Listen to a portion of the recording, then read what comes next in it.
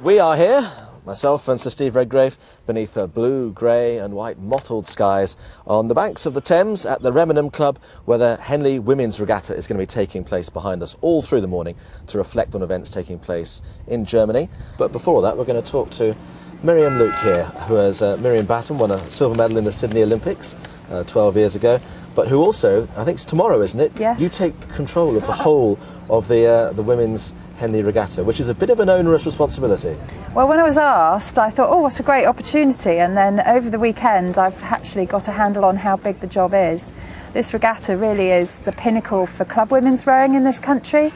And it's also a huge part of that stepping stone pathway that our junior and our under 23 crews are taking on their way to Olympic success. So our future is rowing here today. And of course your predecessor, who gives up the job today, has done it for the last 25 years. So have you signed up for a quarter of a century of this? No, don't say that to me. No, I would be delighted to be able to last as long as Di has. However, I think the task is much bigger than it was right at the beginning.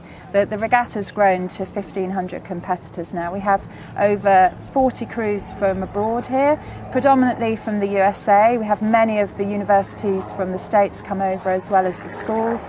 We have some crews from Holland, crews from Belgium, crews from Denmark and Norway, as well as a couple of crews that have come all the way from Australia. So it's becoming an international event.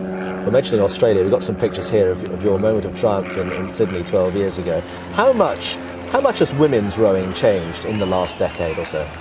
Massively. Through the 90s, we had an exponential growth in women's rowing. It was phenomenal. It's reflected in the number of competitors and events, but also the standard has gone up phenomenally, and that's reflected in how we're doing at Olympics and World Championships too. And what do you put that down to? I think some of it is an increase in women wanting to be active, an increase in the number of women rowing at clubs, predominantly due to some of Steve's success and some of the success that we've had on the women's side.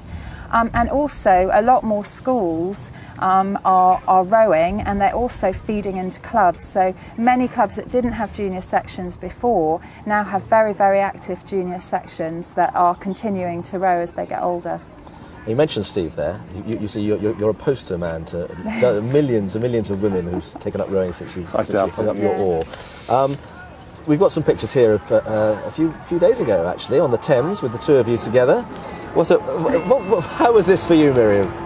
It was amazing. It was absolutely phenomenal. I'm just checking my blade work to make sure I'm in time with Steve. I have had a bit of criticism from people. But it was like rowing in lots of mini Olympics. Every single bridge we went under, there was another 30,000 people cheering, to the point where it was like 1.2 million people were there. Yeah. It was a very, very special day. Would it have helped if Gary Herbert had been coxing that, do you think, or not? Certainly wouldn't have done. No. In fact, Matthew got a bit tired by the end and he went and steered the boat. So. Well, listen, good luck with the next 25 years. Thank you. And